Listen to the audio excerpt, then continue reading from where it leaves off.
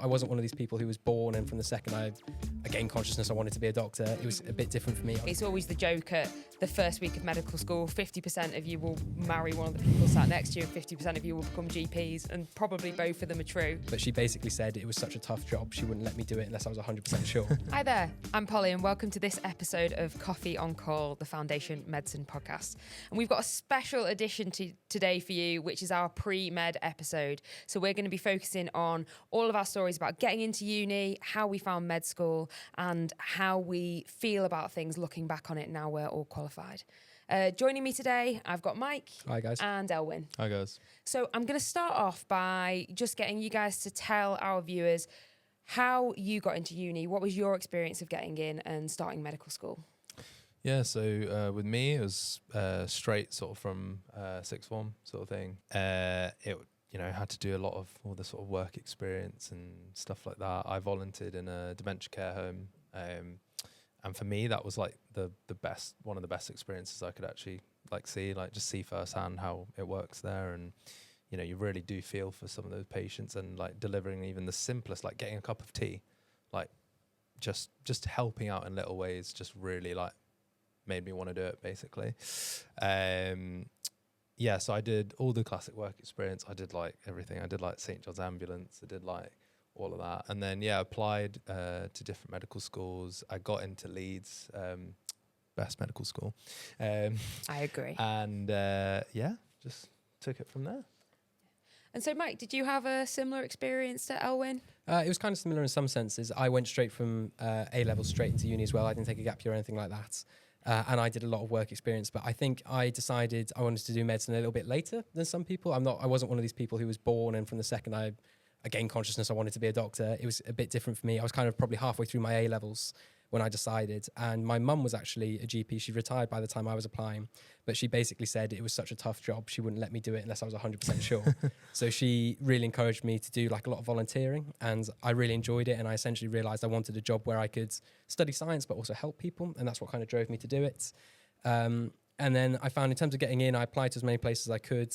I worked hard in my exams, and I think it was about using my experience and the things that I enjoyed doing to my advantage. So I enjoyed playing football, I enjoyed playing rugby. I did like a lot of things outside of school. I did a lot of walking. So using that and putting that on the CV and reflecting on that to explain how that would make me suited to being a doctor, I think that really helped. And then I went to uni and absolutely loved it. So in the long run, that was the right decision. So we're all clearly really boring because none of us took gap years. And I have a pretty similar experience to you guys. But just to highlight some different routes in. So, I mean, I came from a widening participation background, which means that I was sort of first in my family to go to uni, came from an area that had slightly less progression to university, which meant that I had options such as like summer schools and things like that could help me through to uni. A lot of my friends did another degree before medicine, so that was another way they went in. And then I had lots of friends who did really cool things, like spent a gap year travelling and doing all those bits. So although we did it the textbook way, you don't all have to just go straight in from sixth form. So we've talked about how we got there. Now, whilst you were there, what we want to talk about is what were the highs and what were the lows of uni?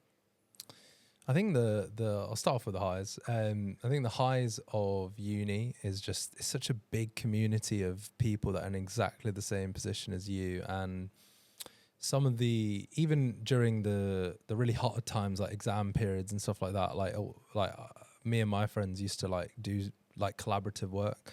So used to like, ask stuff each other, like make an event out of it almost. And I think the social aspect of medicine was probably one of the best things of medical school. And when I ask my other non-medic friends about their experiences, like, yeah, they had a good experience, but they didn't have that advantage that we had about just knowing just so many different people. They didn't have Medic Corner and Fruity. They did not. And that's a Leeds Uni reference.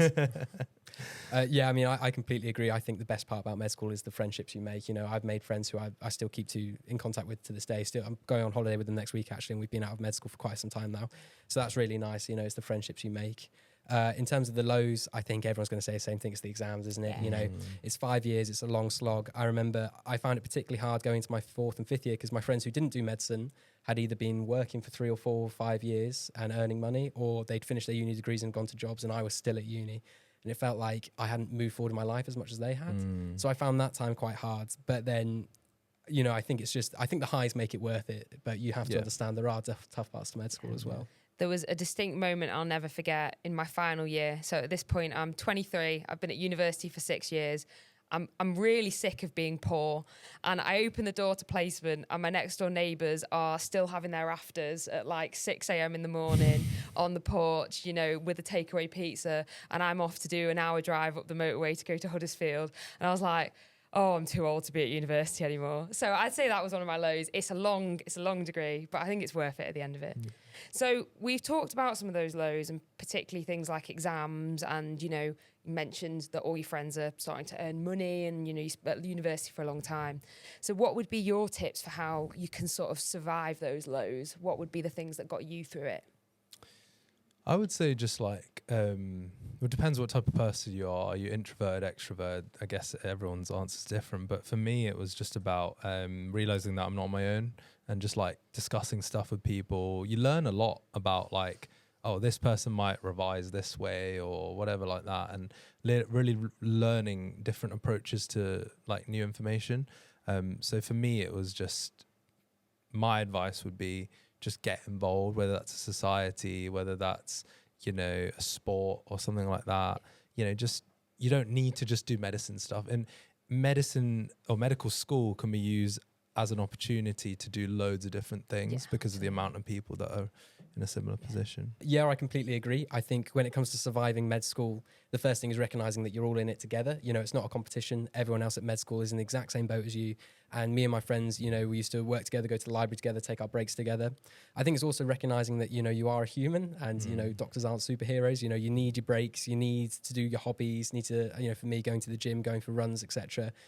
Keeping that work-life balance is so important, even in the most difficult, most hard, brutal parts of uni. Yeah, and they are the people that will stay with you probably for a long time. I mean, it's always the joke at the first week of medical school, 50% of you will marry one of the people sat next to you and 50% of you will become GPs, and probably both of them are true. And I've been to 4 weddings in the last 2 years of my friends who are all doctors, and most of them at medical school. So, it's the kind of people that stay with you forever and get you through that 5-6 years. Yeah.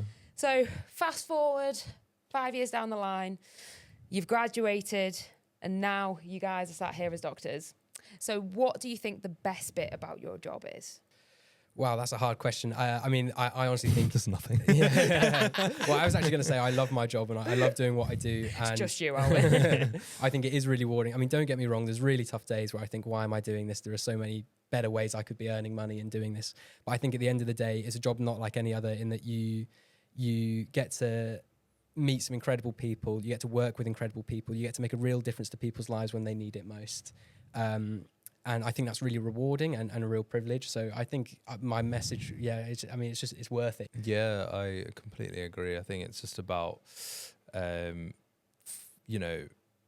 focusing on what you're passionate about as well. And I think that's also really important. And you get a 20% discount at Nando's. So probably is worth it. And Wingstop. And I think you get Domino's discount. Basically, get a blue light card. Become a doctor so you can get a blue light card. So to close off this episode, what I want you guys to do is give us one piece of advice that you would give to 17-year-old you when they were clicking submit on that UCAS application. I think my advice would be, just enjoy the journey. It's 5 years at uni, then 2 years foundation, then maybe another 10, 15 years of training before you're a consultant. It's a long slog. And if you're constantly focused on the final goal, you're going to hate it. You've got to enjoy every aspect of it. So just, enjoy it. It's tough, but it's rewarding, and try and enjoy it as you go. Yeah, I totally agree. I think it's about sort of not just work. It's about having that time in between that you can relax, be that non-medic for just, even if it's just a couple of hours in the evening, because it really does make a difference. Like work-life balance, we always talk about it, but it's really important. So yeah, just, taking your time with things, enjoying the things that you love doing, and it'll just make you a better doctor overall. Yeah, absolutely. Brilliant. So I think we'll bring that episode to a close. So hopefully we've convinced you all you want to do medicine and come to the University of Leeds, because it's the best university. But thanks very much.